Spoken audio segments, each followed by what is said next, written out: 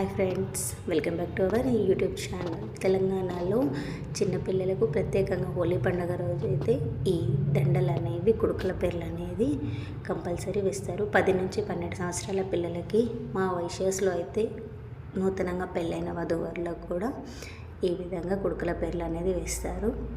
వెండి కుడుకలు కూడా మేము చేయించడం జరిగింది, మా పిల్లలకు వేసాము. మా అత్త మా మామయ్య వాళ్ళు కొంచెం కలర్ పెట్టేసి ఈ కుడుకల పేర్లు అనేటివి వేశారు.